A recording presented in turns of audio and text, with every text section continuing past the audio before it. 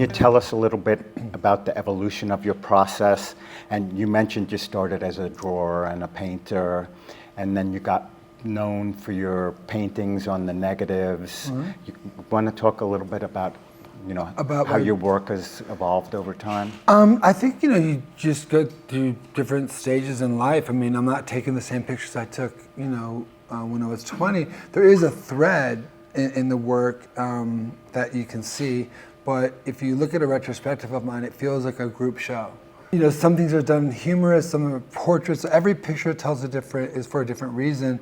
But I remember, when I was a kid and in New York City and all my friends were dying, I was doing all the angel pictures and stuff because I thought I didn't have much time left. I thought I must be HIV positive too. And even, so I was like, let me just get, what can I give the world in this time that I have, And I was thinking a lot about the soul and what does that look like? And then I figured the ancients had that, the right idea of the winged figure.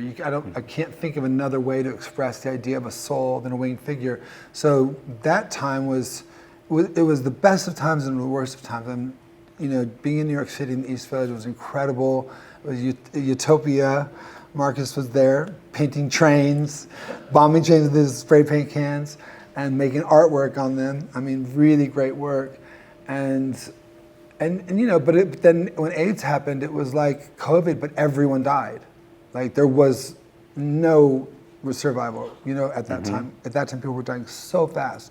So my 19-year-old, 20-year-old friends dying. So the pictures I did then were really about that. They were about, like, I'm not gonna be here long. How can I express, where is the energy of this, my friend who's 20 years old going? And then I didn't go see a doctor for 15 years because I saw how badly they were treating my friends, and I got involved in then ACT UP, this AIDS Coalition Unleash Power, this group, and I got really turned away from the medical establishment. I was really freaked out by it because I loved doctors when I was a kid, and I saw how badly they were treating my friends. They just were like, writing them off. When I found out that I wasn't, and I was negative, I was like, what? That took me 15 years to go to the doctor, and I was like, no, that's wrong, do it again. Like, take the test. That's why you had to wait 2 weeks. Right. But I just thought for sure that, I had it. So when that happened, I kind of lightened it, sort of like a boulder rolled off my back. And simultaneously, I started working a lot more from interview. I had moved to London in '84 and started working with British Vogue and all the magazines there. And so Interview opened the world to magazines, Andy Warhol's Interview.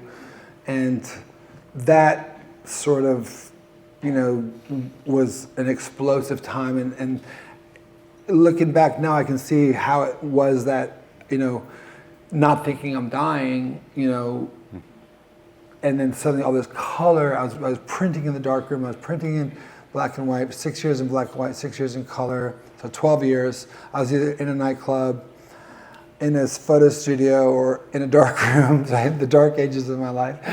And, then suddenly just had this like explosion of like, I just wanted to have, make pictures that were escapist, that were humorous, that were fun. And that's a lot of what it was about,